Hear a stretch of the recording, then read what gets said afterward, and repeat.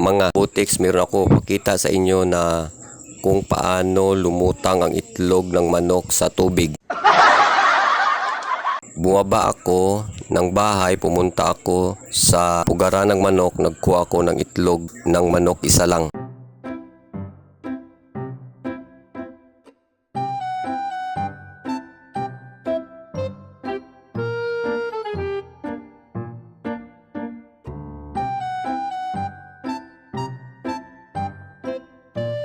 Ito ang itlog na kinuha ko sa pugara. Ipakita ko sa inyo na kung paano maglutang ang itlog ng manok sa tubig. Sinubukan ko ilagay ang itlog sa tubig, wala siya naglutang.